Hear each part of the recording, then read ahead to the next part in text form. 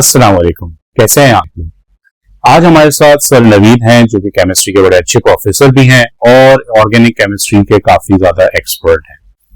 उनकी वजह से स्टूडेंट्स को काफी फायदा हुआ है उनके कंटेंट से, जो कि अक्सर आपने यूट्यूब और मकसद ऐप में देखा होगा।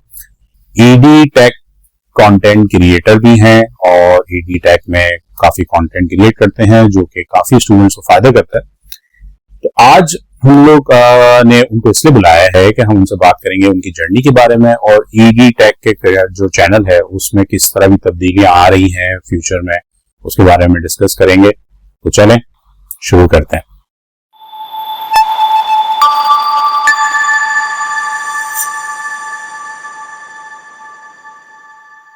अस्सलाम वालेकुम नवीद साहब, कैसे हैं आप?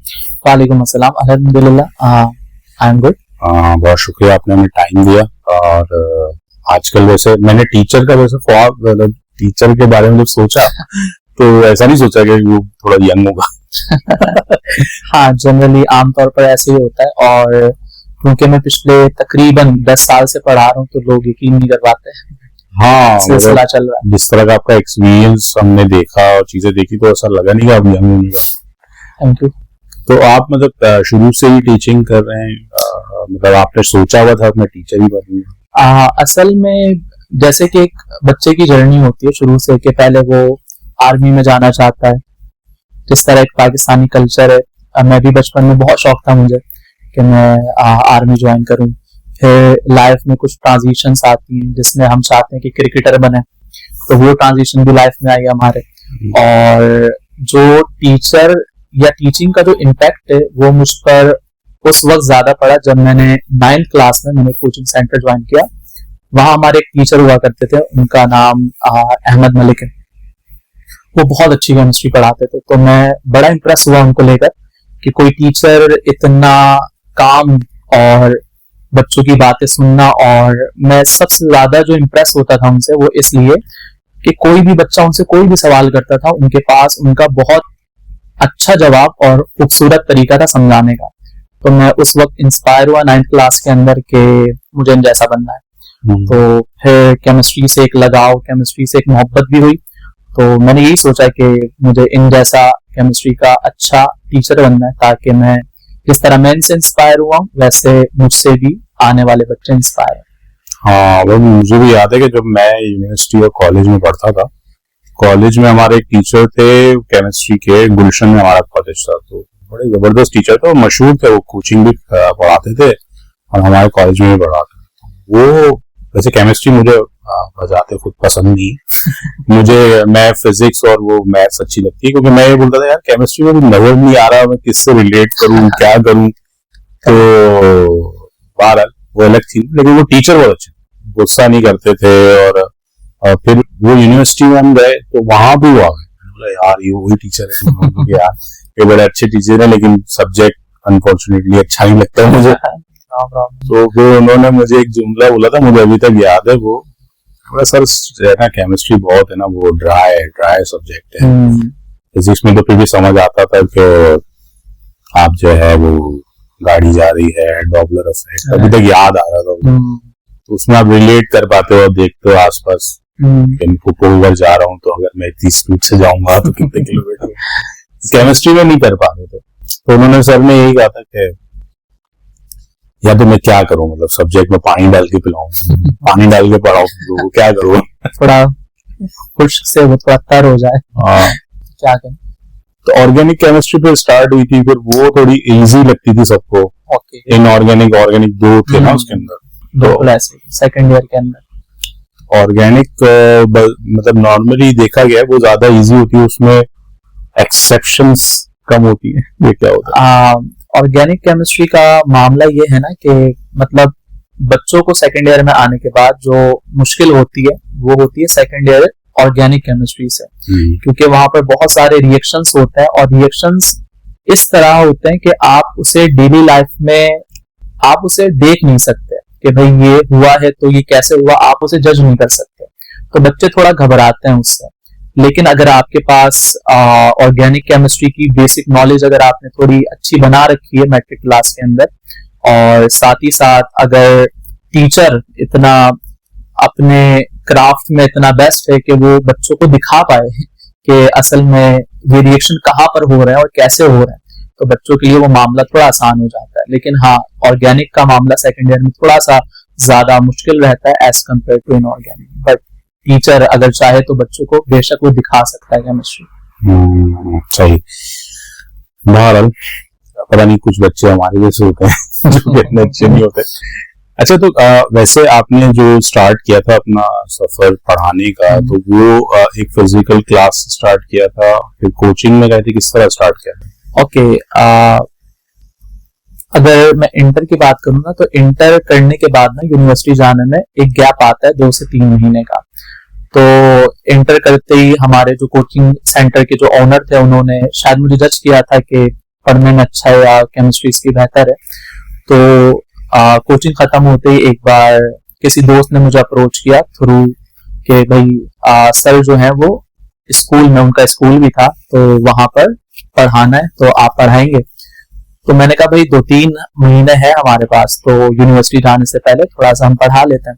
थोड़ी अमूमन होता ही है ना उस एज में कि जेब खर्ची भी थोड़ी निकल आएगी। हाँ, अक्सर तो बच्चे उन एजेस में काम भी करना चाहते हैं ताकि माँ बाप भी बोलते थोड़ा एक्सपीरियंस हो जाए यार, दुनिया का पता चले। तो हमने भी फिर ऐसे स्टार्ट किया कि हम स्कूल गए पढ़ाने। मेरे साथ एक दोस्त हुआ करता था, अभी भी साथ है, तो हमने स्कूल पढ़ाना शुरू किया।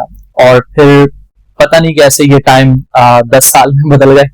मुझे तो ऐसा लगता है बस कल की बात है कि मैं स्कूल गया था पढ़ाने। देन फिर स्कूल से उन्होंने मुझे कोचिंग सेंटर में रखा कि आप 4-5 के बच्चों को ना पढ़ाएं, आप केमिस्ट्री में अच्छे हैं तो आप केमिस्ट्री पढ़ाएं। तो उन्होंने, मुझे याद है सन 2015 की बात है, उन्होंने मुझे 9th क्लास का एक सेक्शन दिया था। देन उसमें मैंने पढ़ाया, उन्हें शायद परफॉर्मेंस बेहतर लगी हो, तो फिर उन्होंने मुझे फर्स्ट ईयर की क्लासेस दी, देन सेकेंड ईयर। और ये तो 3 महीने में सोच कर गया था, ये 3 साल और अब 10 साल में बदल गए। और फिर ऑनलाइन पे कैसे शिफ्ट हुआ?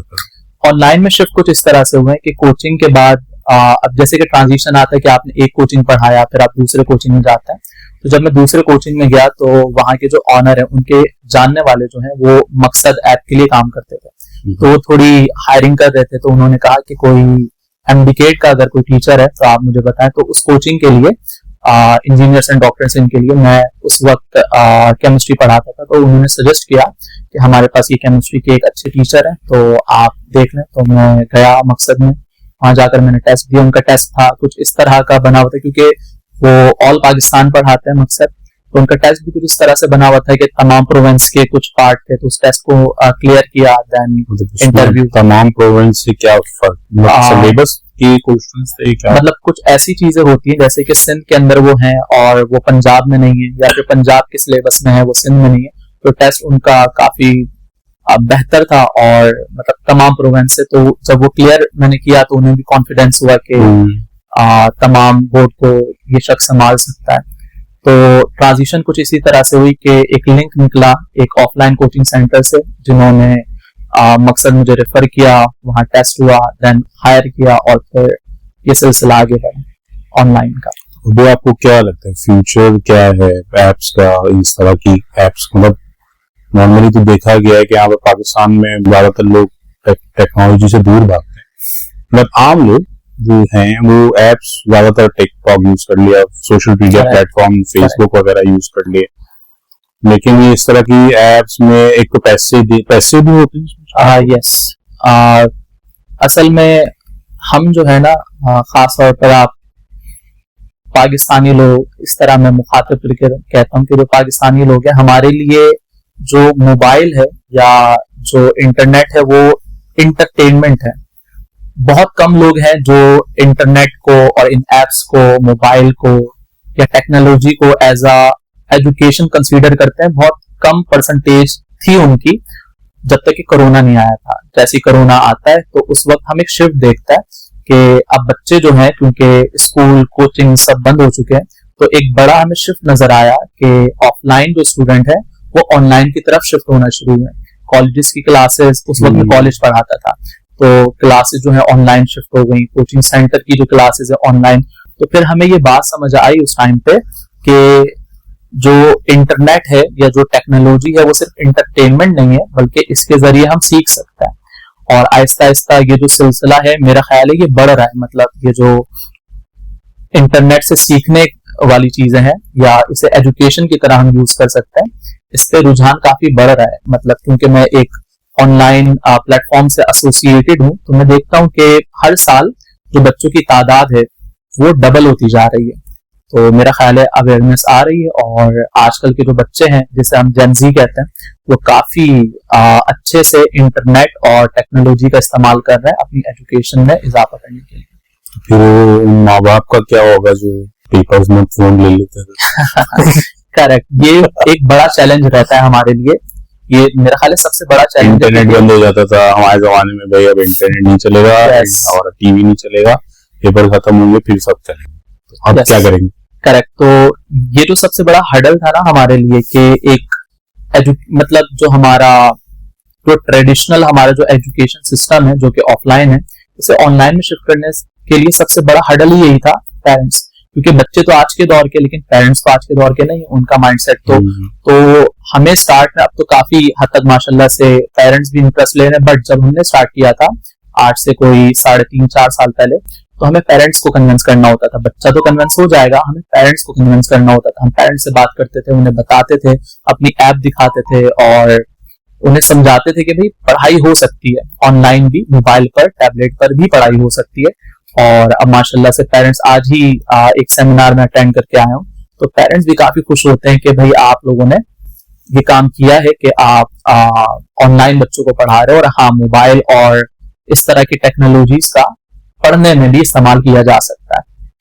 अच्छा, जैसे कि आपने बताया कि केमिस्ट्री जो है एक ऐसा सब्जेक्ट है जो कि आप सिंप्लीफाई करें तो अच्छा टीचर हो तो वो लोगों को, स्टूडेंट्स को मजा आएगा, लेकिन हमारे जैसे स्टूडेंट्स जिनको अच्छा नहीं लगता तो उनके लिए क्या करते हैं? मतलब टॉपिक तो ड्राई हो जाता है या टफ होता है, तो उसके लिए आप क्या टेक्निक यूज करते हैं? इसके लिए मेरे लिहाज से जो सबसे अच्छी टेक्निक होती है वो ये कि अपने टॉपिक को डेली लाइफ से कनेक्ट करना। मिसाल के तौर पर अगर मुझे केमिस्ट्री समझानी है, तो पहले तो बच्चों को ये बताना कि केमिस्ट्री कोई एलियन चीज नहीं है, ये किसी और दुनिया की, हो रही है। करेक्ट, ये किसी और दुनिया की बात नहीं है। ऐसा नहीं है कि आपकी दुनिया में केमिस्ट्री है नहीं। तो मैं उन्हें बताता हूँ कि बेटा आपने जो शूज पहने हैं उसमें जो रबर या प्लास्टिक यूज हुई है वो ऑर्गेनिक कंपाउंड्स हैं। आप जो दवाइयां इंटेक कर रहे हो जिससे आप बीमारियों से निजात पा रहे हो वो भी केमिकल्स हैं। आप हत्ता कि आप जो पानी पी रहे हो तो पानी भी एक्चुअली केमिकल्स से बने हुए हैं। ठीक है, तो पहले तो मैं उन्हें डेली लाइफ से कनेक्ट करता हूँ। घर में आने वाली जो आपकी गैस है जिसे जलाकर आप खाना पका रहे हो तो ये भी केमिकल रिएक्शन है। आप जो साबुन और सर्फ इस्तेमाल कर रहे हो ये भी केमिकल्स हैं। आपके जो कपड़े जिस फाइबर से बने, चाहे वो पॉलिस्टर हो, नायलॉन हो, कॉटन हो, ये सारी चीजें केमिकल्स हैं। तो पहले तो मैं उन्हें बताता हूँ कि केमिस्ट्री कोई एलियन चीज नहीं है। केमिस्ट्री असल में इस दुनिया से ताल्लुक रखती है और आपके इर्द गिर्द हमेशा केमिस्ट्री चल रही होती है। बस आपको वो चश्मा चाहिए जिससे आप उन रिएक्शंस को देख पाओ, और मैं कोशिश करता हूँ वो ग्लासेस, वो चश्मा, वो लेंस मैं अपने बच्चों को दे पाऊँ। अच्छा, जैसे मकसद ऐप में जब आपके लेक्चर्स रिकॉर्डेड होते हैं, लाइव होते हैं, क्या होता है? ओके, मकसद ऐप की अगर मैं बात करूं तो वहां पर मतलब काफी डाइवर्सिफिकेशन इस हवाले से कि बच्चों के लिए कोई कमी ना रहे सीखने के लिए। अगर हम एक सेक्शन की बात करें जहां पर हमारे रिकॉर्डेड लेक्चर्स होते हैं, मतलब अगर बच्चा इनरोल करता है एमडीकेट के अंदर, तो एमडीकेट में जो आपके सब्जेक्ट हैं, लॉजिकल रीजनिंग, आपकी इंग्लिश, आपकी बायोलॉजी, आपकी फिजिक्स, आपकी केमिस्ट्री, तो इसके जो सिलेबस होते हैं, जो पीएमडीसी हमें देती है, तो उसके मुताबिक प्रॉपर डिटेल्ड लेक्चर मौजूद होता है, जिससे वो बच्चा जिसने फर्स्ट ईयर सेकंड ईयर में अच्छे से नहीं पढ़ा किसी भी वजह से, तो वो उनसे अच्छे से सीख पाता है रिकॉर्डेड लेक्चर से। फिर हमारे पास ऐप के अंदर टेस्ट मौजूद होते हैं जिससे उसने जो सीखा है वो रिफ्लेक्ट कर सकता है टेस्ट के अंदर कि किस तरह का उसका स्कोर है। स्कोर की प्रॉपर ट्रैकिंग होती है कि पिछले टेस्ट से आपने कितना बेहतर ये टेस्ट दिया। और इन सब के ऊपर जो सबसे खूबसूरत चीज है वो है लाइव क्लासेस, कि सिर्फ बच्चा ऐप पर आकर घूम कर जाता नहीं है, बल्कि वो हर हफ्ते अपने टीचर से मिलता है। मंडे वाले दिन वो केमिस्ट्री वाले टीचर से, मतलब मुझसे मिलेगा, देन फिजिक्स वाले टीचर से मिलेगा। तो टीचर और स्टूडेंट की यहाँ पर इंटरेक्शन भी बड़ी स्ट्रांग होती है।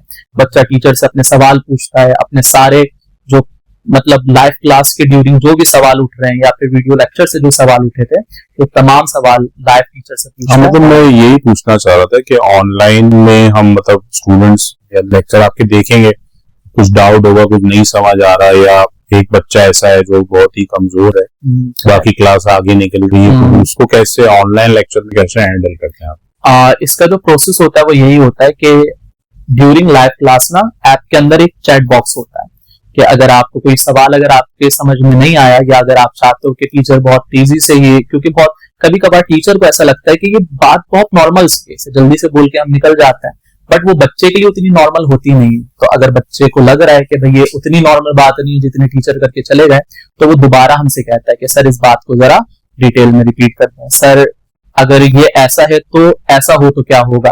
तो तमाम क्वेश्चंस बच्चे लाइव कर रहे होते हैं और हम एक एक सवाल को ट्रैक करते हैं, उसे देखते हैं और बच्चों के उन मसलों को लाइव क्लास में हल करते हैं। अच्छा, ठीक। तो आपने बताया कि पहले मैं क्रिकेटर बनना चाहता था, तो वो क्यों छोड़ दिया? असल में ये बात कि स्पोर्ट या क्रिकेट एक प्रोफेशन हो सकता है, पेरेंट्स को समझाना बहुत मुश्किल है। तो पेरेंट्स को तो लगता है कि भाई, मतलब कहते हैं ना कि पेरेंट्स जो होता है वो मतलब आपके पैशन के खिलाफ नहीं है, बस वो आपको गरीब देखना नहीं चाहते। सही। तो उन्हें ऐसा लगता है शायद ये कोई करियर में ये शिफ्ट हो नहीं सकती, ये चीज उन्हें ऐसा लगता है। और मेरा ख्याल है कुछ हद तक उन्हें बिल्कुल ठीक लगता है, क्योंकि अगर मिसाल के तौर पर अगर आप अपनी यूथ को देखें और अगर 5 करोड़ या 6 करोड़ मेरी एज के उस वक्त अगर बच्चे होते थे, या फिर 2 करोड़ भी होते थे, तो टीम में जगह सिर्फ 11 प्लेयर्स को मिलनी है। तो रिस्क फैक्टर यहाँ पर बहुत बड़ा है और पेरेंट्स नहीं चाहते कि हम इस तरह का रिस्क अपने बच्चों के लिए लें, क्योंकि पेरेंट्स की यही ख्वाहिश होती है कि कल को अगर वो इस दुनिया में नहीं है तो हम इस बच्चे को इतना सिखा दें, इतनी स्किल्स दे जाएं जिससे ये अपना कारवां चलाता रहे। तो पेरेंट्स को मेरा ख्याल है कन्विंस करना उस टाइम में बड़ा मुश्किल था कि आप स्पोर्ट्स को भी एक प्रोफेशन बना सकते हैं। तो आपको क्या लगता है, स्पोर्ट्स और साइंस को मिला के अगर स्टूडेंट को मोटिवेट किया जाए तो हो सकता है? बिल्कुल, मैं तो अपने स्टूडेंट्स को हमेशा इस बात पर मोटिवेट करता हूँ कि आपकी फिजिकल एक्टिविटी होनी चाहिए, आपको किसी स्पोर्ट्स के अंदर आपको इन्वॉल्व होना चाहिए, चाहे वो क्रिकेट हो, चाहे वो फुटबॉल हो, मतलब कोई इस तरह की ना फिजिकल कोई आप एक्टिविटी में आप शामिल, आप जिम चले जाओ, जिम भी एक स्पोर्ट है, आप कुछ ना आप इस तरह की फिजिकल एक्टिविटी करो, क्योंकि जाहिर है आप जब पढ़ रहे हो तो आपकी मेंटल ग्रोथ तो हो रही है, लेकिन मेंटल ग्रोथ के साथ आपकी फिजिकल जो ग्रोथ है, आपकी जो बॉडी है उसे भी तो उस खुराक की जरूरत है जो आप फिजिकल एक्टिविटीज से आप अपनी जिंदगी में ला सकते हो। तो स्पोर्ट्स तो मेरा ख्याल है जरूरी है, और साइंस जो है वो स्पोर्ट्स के अंदर भी उसी तरह इंटीग्रेटेड है जिस तरह हम देखते हैं। जैसे कि अगर आप क्रिकेट की बात करें, फास्ट बॉलर को अगर आप देखें, उसका मैकेनिज्म किस तरह का होना चाहिए, कौन से मसल्स जो है वो किस तरह बॉल को फेंकने में हेल्प करते हैं, एक्सरसाइज किस तरह की होनी चाहिए जिससे वही मसल बिल्डअप हो जिससे हम बॉल की रफ्तार को बढ़ा सकते हैं, फिटनेस और जो न्यूट्रिशन होती है, वो सारी चीजें साइंस पर ही बेस्ड होती हैं। ठीक। अच्छा, तो सबसे बड़ा चैलेंज क्या होता है ऑनलाइन और ऑफलाइन में? फर्क मतलब क्या होता है? आपको चैलेंज आता होगा ऑफलाइन से ऑनलाइन में? बिल्कुल। और ऑफलाइन में तो समझ आता है कि एक पर्टिकुलर ऑडियंस जो है उधर तक ही हम लोग लिमिट हो जाते हैं, लेकिन ऑनलाइन में फायदा ये है कि मतलब ग्लोबल पे भी जा सकते हैं। तो इसी तरह डिसएडवांटेज भी होंगे दोनों में। बिल्कुल।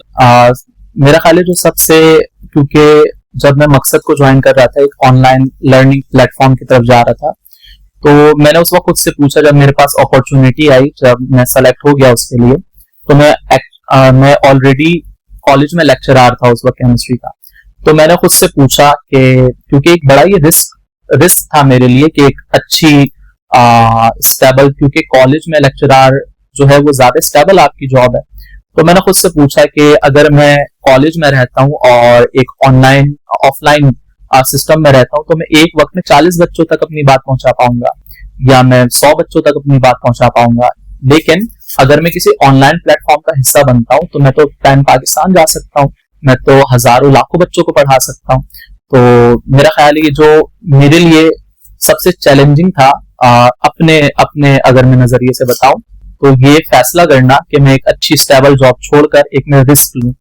तो चैलेंज मेरे लिए ये था। और बाकी अगर पढ़ाने के लिहाज से मैं देखूं, तो पढ़ाने के लिहाज से जो चैलेंजेस होते हैं ऑफलाइन में ना, क्योंकि आपके पास कम बच्चे होते हैं तो, और वो आपके सामने भी हैं, तो उन्हें मैनेज करना बड़ा आसान काम होता है। और जैसे ही टीचर और स्टूडेंट के बीच एक पर्दा आ जाता है ना, जिस तरह अगर आप किसी भी सेलिब्रिटी या आप किसी भी नॉन शख्स के आप जरा किसी तस्वीर के नीचे जाकर आप कमेंट्स देखें तो लोग उल्टी बातें लिख रहे होते हैं। वाई? बिकॉज एक पर्दा है, क्योंकि उस शख्स को भी पता है, लिखने वाले को भी पता है कि सामने वाला कुछ कर नहीं सकता, क्योंकि एक पर्दा है बीच में। तो ऑनलाइन में भी ये चीजें फेस करनी होती है कि कोई भी बच्चा आकर कुछ भी लिखकर चला जा रहा है, फिर उसे उसी तरह डील करना, उसे उसी तरह बात समझाना, ये थोड़ा सा चैलेंजिंग रहता है इतने सारे बच्चों को। क्योंकि जब मैं ऑनलाइन बैच की अगर हम बात करें तो उसमें हजारों बच्चे होते हैं, तो उन सबको एक साथ मैनेज करना, हर किसी के क्वेश्चंस को, क्योंकि एक क्लास है जिसमें आपसे 2500 बच्चे सवाल पूछ रहे हैं, तो उन सारे सवालों को देखना, उसके आंसर करना, ये थोड़ा सा एक चैलेंजिंग मामला रहता है ऑनलाइन। और फिर ये इनकी जो अटेंशन है उसको किस तरह ग्रैब करके रखना, ये भी एक चैलेंजिंग होता है कि वो तो एक वीडियो को देख रहे हैं तो बंदा बोर भी हो सकता है। करेक्ट। इसमें जो सबसे पहली चीज होती है ना, वो स्टूडेंट क्लास में तो हम बोलते हैं सो रहा है तो उसको उठा दें, उसमें कैसे उठाएंगे? असल में ना जो हमारे लिए फायदा ही होता है, क्योंकि जो एमडीकेट या ईकेट के बच्चे होते हैं वो बड़े डेडिकेटेड होते हैं इस लिहाज से कि उन्हें पता है कि अगर हम टेस्ट में फेल हुए तो हमें यूनिवर्सिटी में एडमिशन नहीं मिलेगा, क्योंकि कॉन्सिक्वेंसेस बड़े हैं यहाँ पर। तो एक तो सीरियसनेस जो है वो बच्चों की तरफ से हमें मिलती है कि वो सीरियस होता है इस बात को लेकर कि टेस्ट को प्रिपेयर करना है और अच्छे मार्क्स लेने, और सिर्फ अच्छे मार्क्स नहीं लेने, दूसरों से अच्छे मार्क्स लेने, ताकि जो लिमिटेड सीट है उन्हें बिल्कुल। तो एक तो सीरियसनेस हमें बच्चों की तरफ से भी मिलती है कि थोड़े ज्यादा वो हाजिर दिमाग रहते हैं वहां पर। दूसरा, अगर लेट सपोज कोई बच्चा है जो कि उतना ज्यादा हाजिर दिमाग नहीं है ऑनलाइन सिस्टम के अंदर, तो हम क्लास में ना, जैसे कि मेरा जो तरीकेकार है पढ़ाने का, चाहे इंटर हो या हमारे पास एमडीके डीकेट हो, मैं पढ़ाने से पहले बच्चे को बता देता हूँ कि बेटा आज की जो क्लास है ना, इसमें जो मैं पढ़ाने लगा हूँ इससे ये सवाल आता है, तो अगर आपने आज की क्लास अटेंशन से आपने नहीं सुनी, अगर आपने नहीं देखी, तो ये वाला सवाल आप नहीं कर पाओगे। तो खास तौर पे ऐसे टॉपिक को मैं बीच में रखता हूँ या एंड में रखता हूँ, ताकि मेरी पूरी बात कंप्लीट होने तक बच्चे का इंटरेस्ट जो है वो बना रहे। तो ये तो YouTube एल्गोरिथम यूज कर रहे हैं एक हुक ले लिया और फिर उसके बाद बिल्कुल मैं बार बार बच्चों को याद दिलाता रहता हूँ कि बेटा अभी वो टॉपिक आने वाला है, तो जरा आप ध्यान से उस बात को समझ लेना, अगर आपने मिस किया तो आपका 1 नंबर का एमसीक्यूज गया। तो वो थोड़े ज्यादा एआई टूल्स वगैरह यूज होते हैं टीचिंग के लिए आजकल, आप यूज करते हैं?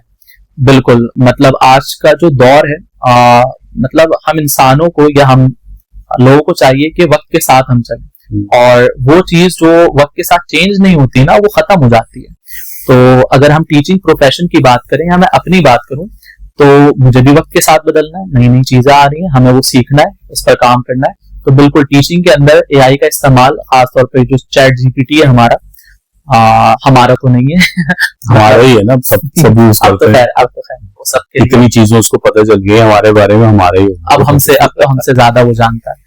तो चैट जीपीटी का जो इस्तेमाल है वो मैं कुछ इस तरह से करता हूँ, जैसे कि मिसाल के तौर पर अगर मेरा लेक्चर काफी बड़ा है, 3 घंटे का मेरा कोई लेक्चर है, और मैं चाहता हूँ कि लेक्चर देने के बाद उनमें से कुछ इंपॉर्टेंट बातें या चीजों को जरा कंप्रेस कर दिया जाए, समराइज कर दिया जाए, तो वो मैं चैट जीपीटी से करवा लेता हूँ। या फिर अपने लेक्चर में से एमसीक्यूज क्रिएट करवाने, तो वो मैं चैट जीपीटी से करवा लेता हूँ।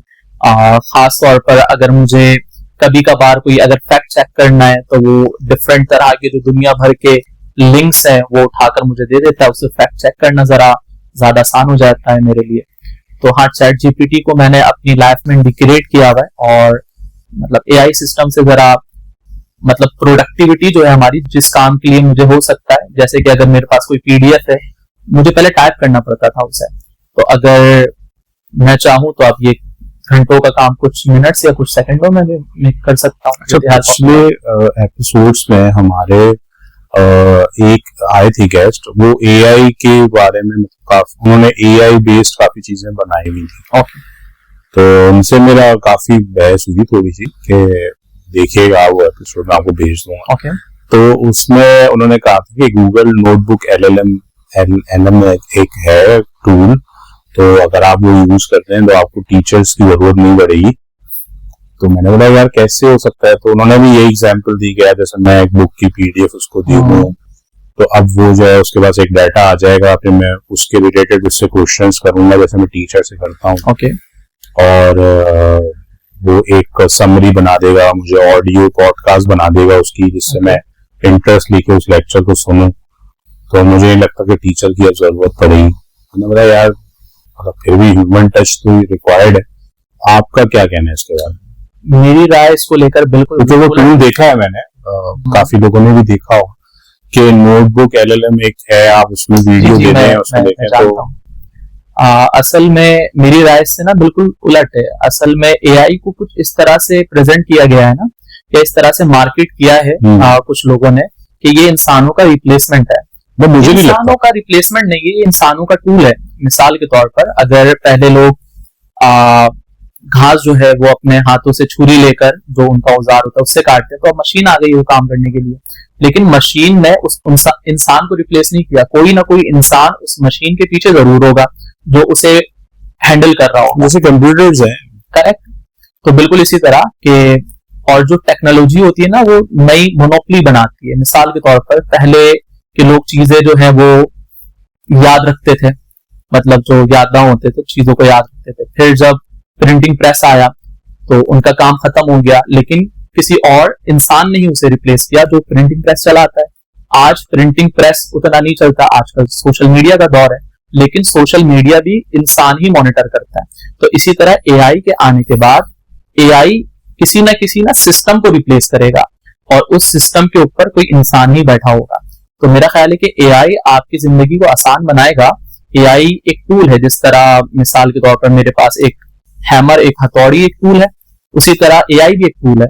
और जो उस हथौड़े को अच्छे से चलाना जानता है वो रूल करेगा, इसी तरह एआई को जो चलाना जानता है वो रूल करेगा। लेकिन इन दी एंड आपको कोई इंसान ही मिलेगा जो एआई को, मतलब एआई ना आपको चीजें बेहतर करके दे सकता है, वो फैसले लेने के जिस तरह इंसानी एक होता है ना इमोशन के साथ एक जो फैसला हम लेता है, उस चीज को एआई तो मेरा ख्याल है आज के टाइम तो रिप्लेस नहीं कर सकता, बाकी इन फ्यूचर में भी।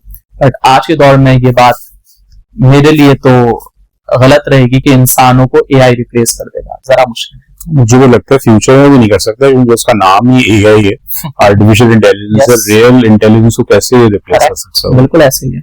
अच्छा, तो अब जो आगे फ्यूचर में मतलब जो स्टूडेंट्स अब आ रहे हैं आगे, वो क्या इंस्पायर्ड हैं साइंस पढ़ने के लिए, या उनको कोशिश करनी पड़ती है कि साइंस पढ़ें यार, या फिर फाइनेंस में निकल जाते हैं लोग? मेरे लिए और टीचर्स के लिए ना, खास तौर पर वो लोग जो कि फिक्रमंद लोग हैं, उनके लिए सबसे बड़ा अलमिया यही है कि आजकल की जो नई जनरेशन है ना, वो पढ़ाई से थोड़ा दूर इस सेंस में जा रही है कि कुछ गलत लोगों के हाथ में थोड़ी पावर आ गई है। वो इस लिहाज से कि बच्चों को गलत चीज प्रमोट करता है और बड़े ही जोरों शोर से प्रमोट करता है। वो तो मेरे ख्याल से पहले से ही होता जा रहा है, अब बढ़ गया है। सोशल मीडिया की प्रेजेंस ने उस चीज को ना, उस चीज की जो इंटेंसिटी है उसे काफी बढ़ा दिया। कोर्सेज जो है वो इस तरह से प्रेजेंट किए जाते हैं बच्चों को कि आप ये कर लो, और आज रात को आप ये कर लो, और कल सुबह आप मिलीनियर और आप कामयाब जिंदगी गुजार रहोगे, और डिग्री विग्री किसी काम की नहीं है। तो मैं बच्चों से ये पूछता हूँ कि जो कोर्स है वो कोर्स किसने बनाया था? किसी कोर्स बेचने वाले ने बनाया था या किसी डिग्री वाले ने बनाया था? तो असल में अगर आप इन्वेंटर बनना चाहते हो, मसलों को हल करना चाहते हो, अगर आपको कंज्यूमर बनना है तो ठीक है, आप कर लो कोर्स और फिर करो नौकरी या जो भी आपको मिलता है। लेकिन अगर आपको इन्वेंटर बनना है, अगर आपको बेहतर इंसान बनना है, अगर आपको मसलों को समझ के हल करने वाला बनना है, तो आपकी एजुकेशन का जो प्रोसेस है फिर वो कोर्स वाला तो नहीं हो सकता। फिर आपका जो प्रोसेस है वो फिर वही होगा जिसने उस कोर्स को बनाया था, जिसने उस मसले को हल किया था। और अगर आप उस कोर्स बनाने वाले को देखो, बेचने वाले को आप ना देखो, बनाने वाले को देखो, तो यकीनन उसकी जो एजुकेशन का रास्ता है, हम उसी रास्ते पर आपको लाना चाहते हैं, ताकि कल को आप भी ऐसे प्रोडक्ट बनाओ जो दूसरे लोग उसका इस्तेमाल कर सकें। तो कोई आपका ऐसा स्टूडेंट निकला है जो आपने बोला यार ये बड़ा, मुझे बड़ा अच्छा लगा, ये स्टूडेंट ने ये कर दिया, आपकी क्लास से निकला हो? ओके, मेरे अब तो काफी सारे स्टूडेंट्स हैं जो एक्स्ट्राऑर्डिनरी, कोई आपका बहुत अच्छा स्टूडेंट हो? तो इस तरह के स्टूडेंट्स आपको साल दर साल आपको मिलते जाते हैं। मेरे कुछ स्टूडेंट्स हैं जो कि डॉक्टर बनने के बाद डिफरेंट हॉस्पिटल्स के अंदर एक तरह की इंसानियत की खिदमत कर रहे हैं। मेरे कुछ स्टूडेंट्स हैं जो कि इंजीनियर, जैसे कि सिविल इंजीनियर हैं, मतलब कई सारे स्टूडेंट्स हैं जो कि डिग्री करने के बाद NAD से या हमारे पास डॉक्टरेट करने के बाद डाउ से इस मुआशरे में ही अपनी जो खिदमात है वो अंजाम दे रहे हैं। और मेरा ख्याल है टीचर के लिए इससे बढ़कर क्या बात हो सकती है कि उसके स्टूडेंट जो है वो काम कर रहे हैं जिसके लिए कल को टीचर मोटिवेट करता था कि यार पढ़कर कुछ ऐसा कर जाओ जो कि आने वाली नस्लों के लिए जरा आसानी वाला मामला हो। अपने लिए तो हर कोई सोचता है, दूसरों के लिए भी सोचना चाहिए, और जिस सिस्टम से आप निकले हो, जिस मुआशरे से आप निकले हो, उस मुआशरे को भी कुछ देना चाहिए। तो ऐसे काफी सारे स्टूडेंट्स हैं जिन्हें देखकर मतलब दिल से खुशी होती है और दुआएं निकलती हैं कि चलो कुछ किया है इस बच्चे ने। स्टूडेंट्स के बारे में तो बहुत हो गई। अब थोड़ी सी बात हम करते हैं टीचर्स के बारे में। टीचर्स के लिए आपकी क्या एडवाइस है? कुछ टीचर्स अपने मतलब देखा गया कि ज्यादा टीचर्स वो होते हैं जिनको कोई और जॉब नहीं मिल रही होती है, और दूसरा ये कि किसी जॉब का इंतजार कर रहे होते हैं, तो टीचिंग कर रहे होते हैं। उनके लिए क्या एडवाइस है आपकी? स्टूडेंट्स को किस तरह इंस्पायर करें या इसको एक बड़ा अच्छा प्रोफेशन है, उसको कैसे लें? सबसे पहले तो मैं यही कहता हूँ कि अगर आपको टीचर बनने का शौक है तो ही आप टीचर बने। आजकल मैंने देखा टीचर्स बनने का शौक नहीं होता सबको, तो मजबूरी होती है या पैसे बहुत ज्यादा आ रहे होते हैं, और ज्यादातर जो मतलब अच्छे स्टूडेंट्स होते हैं या अच्छे फील्ड में होते हैं वो टीचर नहीं बनते क्योंकि उसमें पैसे नहीं होते। तो ये भी एक वजह है। इसमें मेरा ख्याल यही है कि सबसे पहले तो मैं यही कहता हूँ कि टीचर आप बनते नहीं हो, टीचर आप पैदा होते हो। मतलब ये जो स्किल्स है अपनी बात किसी को समझा देने की या अपनी बात किसी के दिल में उतार देने की, मेरा ख्याल है आप इसके साथ पैदा होते हो। और अगर आपके अंदर ये काबिलियत है कि आप में इतना ठहराव है कि आप दूसरों की बात, क्योंकि टीचिंग में ना एक जरूरी फैक्टर हम भूल जाते हैं कि सिर्फ आपने लेक्चर नहीं देना है, आपने सिर्फ अपनी बात नहीं करनी है, आपने सामने वाले के मसले भी सुनने। तो अगर आप में इतनी गुंजाइश है कि आप बातें सुनते भी हो, उसे समझते भी हो और अपनी बात समझा भी सकते हो, तो मेरा ख्याल आप टीचर हो। और मेरा ख्याल है फिर आपको टीचिंग करनी चाहिए। लेकिन अगर जैसे कि आप कह रहे हैं कि जॉब के लिए वेट कर रहे हैं और फिर उन्होंने कहा कि भाई कुछ नहीं से यही सही, तो मेरा ख्याल है इससे ना वाकई मुझे ऐसा लगता है। ऐसा बिल्कुल है। मैं ऐसे लोगों को जानता भी हूँ, और मतलब ये हमारे मुआशरे का एक हिस्सा ही है कि अगर कोई फीमेल्स के अंदर ही होता है कि वो टीचिंग कर रही होती हैं, फिर शादी हो जाती है या कुछ और मिल जाता है, किसी चीज का वेट कर रही होती है। इसमें थोड़ी सी जो जिम्मेदारी है मैं उन इदारों को भी दूंगा जो इस तरह के टीचर्स हायर कर लेते हैं। जैसे कि किसी बच्चे ने मैट्रिक किया स्कूल से, वो कहते हैं भाई आप फारिग हो ना, आकर आप KG1 या 2 क्लास या 4 क्लास या मैंने तो ऐसे भी बच्चों को देखा है जो इंटर करके उसी जगह पर इंटर को पढ़ा रहे होता है, और वो भी क्योंकि कुछ पैसे मिल जाते हैं, वो भी शौक से नहीं। तो मैं यही कहता हूँ कि आप टीचर अगर आपको बनने का शौक है तो ही आप बनो। आप अगर जबरदस्ती के टीचर बनोगे तो इसका मतलब आप किसी के फ्यूचर के साथ खेल रहे हैं। जो बच्चे हैं वो एक तो आपसे बदजहन होंगे और टीचिंग के फैकल्टी से ही वो बदजहन हो जाएंगे कि भाई टीचर तो होते ही ऐसे। तो अगर आपके अंदर ये मतलब जज्बा है कि भाई टीचर ही बनना है, तो मेरा ख्याल है फिर ही आपको टीचर बनना चाहिए। क्योंकि जब आप ये तय कर लेते हैं ना कि आपको ये काम करना है, इसके अलावा कोई नहीं, तो फिर आपका भी दिल उसमें लगता है, आप फिर उस क्राफ्ट को बेहतर बनाते हो, आप उसमें शाइन करते हो और फिर लोग आपसे इंस्पायर होता है। चलिए सर, मेरी बहुत बहुत शुक्रिया, आपका टाइम दिया आपने, वो काफी इंसाइट्स मिल गई एजुकेशन के रिलेटेड और काफी वैल्यूएबल टाइम भी मिल गया, तो बहुत शुक्रिया आपका। कोई लास्ट नोट देना चाहते हैं हमारे ऑडियंस को? ओके, ऑडियंस के लिए तो हमारे देखने वालों के लिए तो यही कि जिंदगी में आप जो भी काम कर रहे हैं कोशिश करें कि उसे और बेहतर बनाएं, दूसरों के साथ अच्छे से पेश आएं, उनके मतलब सबसे बेहतर जो है टीचिंग वगैरह वगैरह वगैरह, लेकिन सबसे जो बेहतर चीज है इंसान के लिए वो है उसके अखलाक। तो हमेशा दूसरों से आप अच्छे से मिलें, हर किसी को आप इज्जत दें, और कभी भी कोई भी चीज अचीव करने के बाद दिल में एक जर्रा बराबर भी आप गरूर पैदा ना करें, गरूर इंसान को खत्म कर देता है। तो जो भी आप कर रहे हैं उसमें मजीद बेहतरी लाएं और सबसे अच्छे से मिलें, सबको इज्जत दें, अल्लाह ताला आपको इज्जत देंगे। चलें भाई, फिर मिलते हैं दूसरे एपिसोड में। मकसद ऐप पे सर नवीद के आप लेक्चर्स में और प्रिपरेशन करें उसके साथ। जब तक मिलते हैं हम दूसरे एपिसोड में, अल्लाह हाफिज।